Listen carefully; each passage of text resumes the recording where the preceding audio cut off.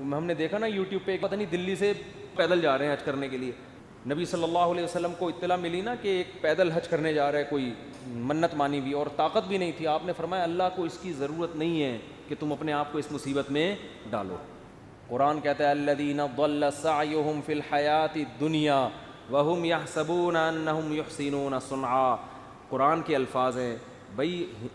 ہندو یہ نہ سمجھیں کہ میں تو اسلام کی بات کروں گا نا، آپ کا مذہب اگر یہ کہتا ہے تو ٹھیک ہے بھائی، آپ اس کو فالو کریں، آپ کو نہیں سمجھ میں آ رہا تو ہم کیا کہہ سکتے ہیں، لیکن ہمارا جو مذہب ہے وہ ہمیں کیا کہہ رہا ہے، وہ یہ کہہ رہا ہے کہ الذین ضل سعیہم فی الحیاۃ الدنیا، کچھ لوگ دنیا میں ایسے ہیں کہ جن کی کوششیں برباد ہو جائیں گی دنیا میں، حالانکہ وہ یہ سمجھ رہے ہیں کہ وہ بہت اچھا کام کر رہے ہیں۔ دیکھو ایک آدمی غلط کام کر رہا ہوتا ہے، غلط کو غلط سمجھ کے، اس کو پتہ ہے بھائی چرس پینے کا آخرت میں کوئی ثواب ملے گا، اور چرسی کو امید بھی نہیں ہوتی، وہ کہہ رہا ہو یار مجھے پتہ ہے آخرت میں بربادی ہے لیکن اب مزے اڑا لوں تھوڑی دیر کے، ہیروئنچی کو پتہ ہے آخرت میں بربادی ہے مگر مزے اڑا لو، زانی کو پتہ ہے آخرت میں بربادی ہے مگر مزے اڑا لو۔ لیکن کچھ لوگ ایسے ہوتے ہیں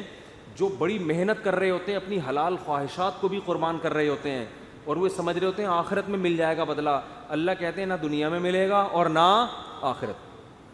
کیونکہ پیپر جو اللہ نے بنایا ہے نا اس کو فوکس کرنا ہے آپ نے۔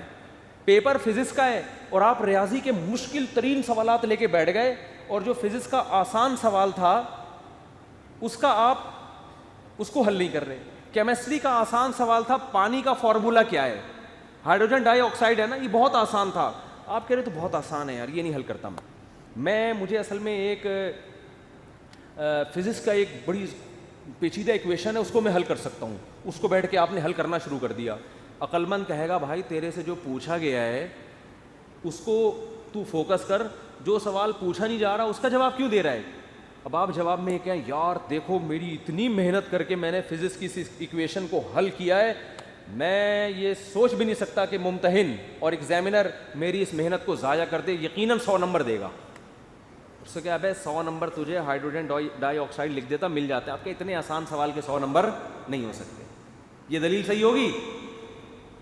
نہیں یاری بات میرا خیال ہے، او بھائی یہ دلیل بالکل غلط ہوگی کہ یہ نہیں دیکھا جاتا کہ سوال مشکل ہے یا آسان۔ ہم نے دیکھا نا یوٹیوب پہ ایک ہندو کرالنگ کرتا ہوا پتہ نہیں دلی سے یو پی جا رہا ہے یا کہاں جا رہا ہے،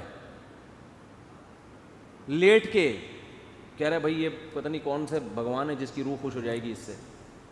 تو آپ محنت بہت کر رہے ہیں، اس کا رزلٹ کیا ہے؟ زیرو۔ نبی صلی اللہ علیہ وسلم کو اطلاع ملی نا کہ ایک پیدل حج کرنے جا رہا ہے کوئی، منت مانی ہوئی اور طاقت بھی نہیں تھی، آپ نے فرمایا اللہ کو اس کی ضرورت نہیں ہے کہ تم اپنے آپ کو اس مصیبت میں ڈالو، یہ تو تمہاری اپنی تمہاری وہ ہے نا، اگر آپ میں استطاعت نہیں اور آپ پیدل جا رہے ہیں حج کرنے کے لیے،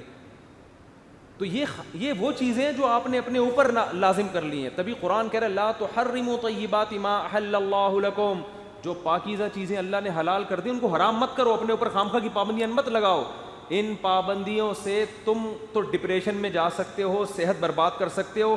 یہ ہم سے امیدیں مت لگانا کہ آخر میں تمہیں آخرت میں اس کا اجر ملے گا، 0 نمبر ہوں گے تمہارے، بلکہ الٹا گناہ ہوگا۔